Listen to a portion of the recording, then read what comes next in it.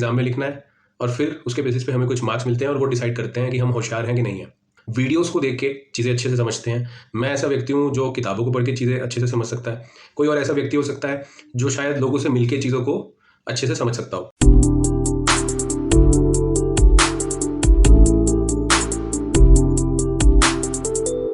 दोस्तों, जैसे पांचों उंगलियां एक जैसी नहीं होती, ऐसा बोला जाता है, राइट? ऐसे ही हमारे सबकी जो सीखने की चीज़ें हैं, जैसे जो भी हम सीखते हैं बचपन से लेकर आज तक, तो हमारा जो सिस्टम है सीखने का, वो एक जैसा बनाया हुआ है ना। एजुकेशन सिस्टम जो है बहुत पुराना है, एक जैसा है। तो कायदे से प्रॉब्लम कहाँ पर आती है कि जो हम एजुकेशन लेते हैं, हमें ये सिखाया जाता है कि हमें कुछ चीज़ों को पढ़ना है, उनको सीखना है, पढ़ के, प्रैक्टिकली करके नहीं। फिर उसको हमें एग्ज़ाम में लिखना है और फिर उसके बेसिस पे हमें कुछ मार्क्स मिलते हैं और वो डिसाइड करते हैं कि हम होशियार हैं कि नहीं हैं। जबकि ये सिस्टम बहुत ज़्यादा इम्प्रैक्टिकल है। रादर, जैसे आप और मैं हैं, अगर आप ऐसे व्यक्ति हैं जो वीडियोस को देख के चीज़ें अच्छे से समझते हैं, मैं ऐसा व्यक्ति हूँ जो किताबों को पढ़ के चीज़ें अच्छे से समझ सकता है।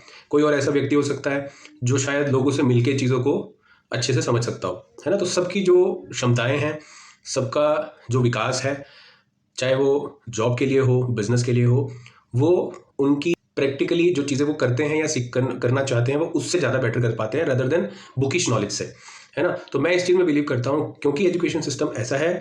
इस वजह से जब हम एजुकेशन ले लेते हैं, खासकर जब हम एक ग्रेजुएट हो जाते हैं, तो जो भी चीज़ हमें मिलती है या अपॉर्चुनिटी हमें मिलती है, हम कोशिश करते हैं कि इसको हम ग्रैब कर लें और उस अपॉर्चुनिटी के बेसिस पे हम चीज़ें करें। बल्कि मैं पर्सनली ये सजेस्ट करूँगा, अगर आप अपने बच्चों को भी ये वीडियो दिखाएंगे तो बहुत अच्छा रहेगा। उनको आप इस चीज़ के बारे में समझाएं या बताएं कि सिर्फ मार्क्स जो है वो लाइफ में मैटर नहीं करते। क्योंकि जो आने वाली पीढ़ी है, अभी जेन अल्फा का ज़माना है, राइट?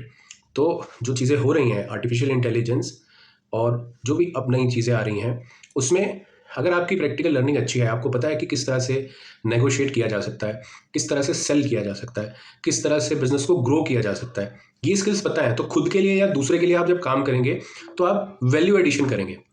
अगर आप सिर्फ बुकिश नॉलेज रखते होंगे, थ्योरेटिकली चीज़ों को समझते होंगे, आपको नहीं पता है कि कंटेंट कैसे बनाया जाता है, आपको नहीं पता है कि सोशल मीडिया कैसे काम करता है, या आपको नहीं पता प्रैक्टिकल इंप्लीकेशन है फाइनेंस की, वो किसी की ज़िंदगी में या लाइफ में कैसे हो सकती हैं, तो बहुत डिफिकल्ट हो जाएगा आपके लिए सर्वाइव करना। तो जितना जल्दी आप इस चीज़ को समझ लेंगे, जितना जल्दी आप इस पर काम करना शुरू कर देंगे, आपके लिए अच्छा रहेगा।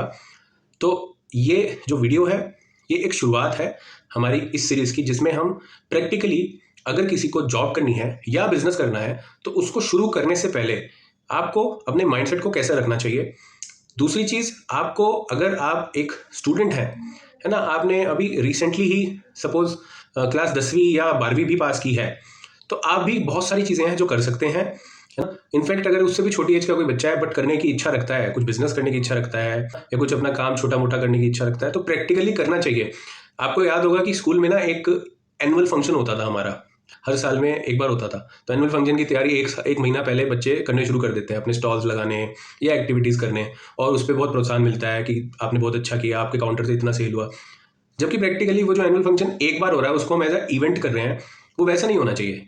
वैसी चीज़ रेगुलरली प्रैक्टिस में होनी चाहिए। सिर्फ थ्योरेटिकल बुकिश नॉलेज से आपकी लाइफ कुछ हद तक चल जाएगी, राइट? मैं नहीं कहूँगा कि बिल्कुल आप कुछ नहीं कर सकते, बट प्रैक्टिकली बिजनेस समझना, बिजनेस मॉडल समझना, लीगल चीज़ें समझना, है ना, कहाँ पर गैप्स हैं, किस तरह से चीज़ें ऑप्टिमाइज की जा सकती हैं फाइनेंस में, टैक्सेशन में, कैसे ऑनलाइन प्रेजेंस, कैसे बिजनेस को ग्रो किया जा सकता है, कैसे आप रीसेलिंग सीख सकते हैं, कैसे आप सोर्सिंग सीख सकते हैं प्रोडक्ट्स की, कैसे आप ड्रॉप शिपिंग, ड्रॉप सर्विसिंग सीख सकते हैं।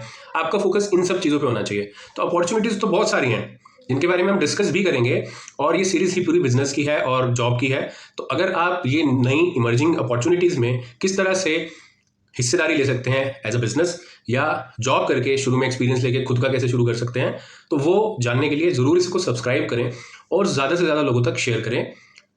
धन्यवाद टीम लीगल सुविधा और मयंक वडेरा की ओर से।